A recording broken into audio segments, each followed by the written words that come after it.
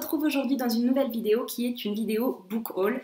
Je suis allée un mois en France, donc j'ai récupéré pas mal de livres, j'en ai acheté, j'ai récupéré des commandes, j'ai reçu un swap, enfin bon, il y a énormément de livres, je pense que je vais diviser le book haul en 3 parties.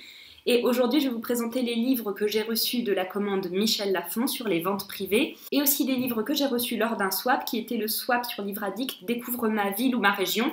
Et donc moi, je l'ai fait avec une fille qui habite en Suisse. J'avais tourné une vidéo du swap, mais la qualité était nulle. Donc je vous présente les livres ici. On commence d'abord par les livres reçus pendant le swap. Le premier livre, c'est Le bain et la douche froide de Mélanie Richaud. Je ne connaissais pas du tout.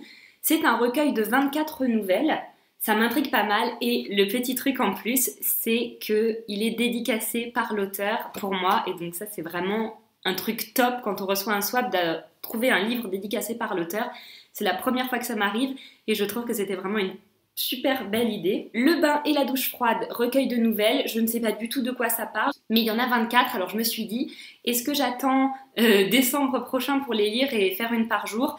Et je suis tellement impatiente de découvrir ce recueil qu'en fait je vais bien faire une par jour, mais je vais commencer genre début février. Voilà, c'est un peu un calendrier de l'Avent en février. Le deuxième livre, c'est celui-ci, L'image de la Suisse, publié aux éditions Loisirs et Pédagogie. Alors, c'est un petit livre en fait qui va parler de tous les clichés ou de tout ce qu'il y a à savoir sur la Suisse.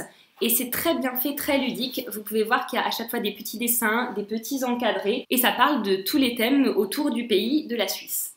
Donc il y a pas mal de trucs sur par exemple les banques, le folklore, fondue, rôti, raclette, voilà, petits points culinaires. Je trouve ça vraiment top pour découvrir un pays, d'autant plus qu'il y a une partie de la famille de mon mari qui habite en Suisse, donc c'est cool avant d'aller leur rendre visite. Et ce que j'aime aussi beaucoup, c'est qu'on peut partager ça avec des enfants, je pense à partir de 7-8 ans, pour aussi leur faire découvrir un pays. Je pense que c'est un livre qui se grappille un peu, vous voyez, vous prenez un chapitre par-ci, un chapitre par-là, mais je vous en parlerai à mon avis très vite dans un update lecture. Enfin, dernier livre de ce swap, il s'agit du livre de Martin Sutter, je sais pas comment on dit, Le cuisinier, qui apparemment est un peu un polar. Alors là, c'est l'histoire d'un jeune réfugié tamoul qui s'appelle Maravan et qui se fait licencier, il me semble, et il va ouvrir son propre concept qui est de faire des repas aphrodisiaques à domicile. Ça marche très très bien, mais petit à petit, visiblement, il y a une clientèle un peu particulière qui va arriver. C'est tout ce que je sais du livre, hein, ce que j'ai vu en résumé sur Babelio. Ça m'intrigue, normalement je suis pas très polar, mais là autour de l'univers culinaire, je me dis que ça peut être très très sympa, donc je pense que c'est un roman que je vais lire très bientôt également. On passe maintenant à ma commande des ventes privées de Michel Lafon, et là je suis assez contente parce qu'en fait je trouve jamais rien en vente privée des livres, j'ai pas de chance mais je trouve jamais rien. Et là j'ai trouvé 4 livres et une sorte de livre de coloriage. Le livre de coloriage je vais pas vous montrer, en plus je l'ai commencé et je voudrais pas vous choquer avec mes talents artistiques. Tout d'abord je vous présente 2 tomes qui sont les tomes 2 et 3 des chroniques de Wildwood. Alors les chroniques de Wildwood, en fait, j'avais découvert ce livre quand j'étais encore libraire en France. Il me semble qu'il est sorti autour de 2013-2014, le tome 1. Et c'est l'histoire de Prue, qui est une jeune fille à la vie assez classique, elle est très sage, etc. Mais un jour, son petit frère, je crois que c'est son petit frère, se fait enlever par des corbeaux. Et là, elle décide de braver l'interdit paternel, qui est de ne pas se rendre dans les territoires inachevés. Territoires infranchissables, pardon. Elle va donc aller là-bas avec son ami Curtis et elle va se retrouver dans un monde enchanté, dirigé par les animaux, de ce que j'ai compris, hein. Et certains animaux sont plus gentils que d'autres, on va dire ça. C'est ce que j'ai vu du résumé, j'avais juste commencé les premières pages à l'époque, donc ça fait longtemps que je me rappelle pas trop. Mais je sais que sur la chaîne des lectures de fans, elle en a parlé, qu'elle avait assez aimé, donc je vous invite à aller voir si vous êtes intéressés. Donc j'avais le tome 2 et le tome 3, j'ai pas le tome 1, mais je trouve les objets tellement magnifiques. Ça va me pousser à acheter le tome 1, donc c'est pas des livres forcément que je vais lire tout de suite, mais au moins je les ai, ils étaient vraiment pas chers et donc j'ai craqué.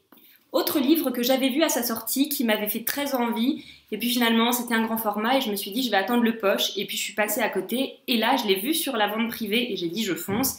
C'est L'instant précis où les destins s'entremêlent, Angélique Barbera. Là ça va être l'histoire d'une femme et d'un homme qui n'ont pas du tout les mêmes vies, mais qui ont tous les deux des histoires personnelles assez compliquées. Et un jour, par hasard, par un coup du destin, ils vont se rencontrer. Et la question qui est posée dans le résumé, c'est comment ces êtres si différents vont réussir à s'aimer, un truc comme ça. J'en ai entendu d'excellents retours par plusieurs libraires, sur plusieurs blogs, et donc ça m'a intriguée. La couverture me plaît énormément aussi. Il y a des livres comme ça, on se dit ça, il faut que je le lise, il n'y a pas vraiment de raison précise, mais il y a quelque chose qui fait qu'on sent qu'il faut lire ce livre. Voilà, c'est pour ça que je l'ai pris, pareil, il était vraiment pas cher, donc j'ai craqué également. Et enfin, j'ai acheté le coffret Métronome de Laurent Deutsch. Je sais que c'est assez controversé parce qu'il a eu de très mauvais retours de beaucoup de libraires, de très mauvais retours de pas mal d'historiens ou de férus d'histoire, parce qu'apparemment il y a des grosses fautes, voire des contresens historiques, donc d'où pas bien. Mais je dois vous avouer que j'aime beaucoup l'émission Secret d'Histoire. Alors, ça peut plaire ou ne pas plaire, c'est de la vulgarisation. Moi, ça me plaît parce qu'en fait, je suis pas très calée en histoire. Et de regarder, par exemple, Secret d'Histoire, ça me permet de découvrir des personnages ou des faits historiques que je ne connaissais pas. Et ça me fait une petite porte d'entrée pour pouvoir me renseigner un peu plus si j'en ai envie. Je me suis dit qu'avec ce coffret qui contient le livre et de DVD, ça ferait un petit peu le même effet. C'est-à-dire que peut-être que j'allais découvrir des moments historiques qui me plaisaient et que j'aurais envie de plus me renseigner. Ce qui est bien, c'est que je sais qu'il y a des choses qui sont peut-être pas hyper précises dans ce qu'il raconte. Du coup, je vais pas tout prendre pour argent comptant, mais j'avais envie de découvrir par moi-même parce que moi qui y connais rien, c'est sûr que je vais pas me rendre compte tout de suite qu'il y a des erreurs ou des contresens. Si vous l'avez déjà lu ou que vous avez déjà regardé les émissions, n'hésitez pas à me dire en commentaire ce que vous en pensez ou si vous adorez l'histoire et que vous trouvez que c'est tellement nul, il faut surtout pas le lire, dites-moi. Je le lirai quand même, hein, mais voilà.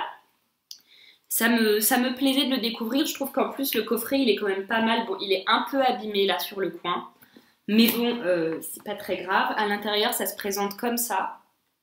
Donc je suis assez tentée, je pense que sur ce truc là je ferai une vidéo lecture en cours, vous savez c'est les vidéos où je lis et je m'arrête à plusieurs passages du livre pour vous dire ce que j'en pense. Je ferai sans doute quelque chose comme ça pour celui-ci qui m'intrigue beaucoup. Voilà, c'est tout pour la première partie de ce book haul parce que je trouve que quand il y a trop de livres, après on se rappelle plus de rien. La prochaine fois, je pense que je ferai les livres que j'ai reçus à Noël et encore après ceux que j'ai achetés.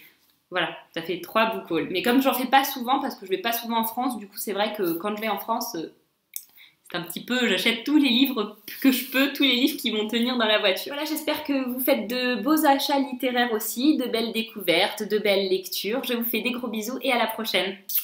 Bye!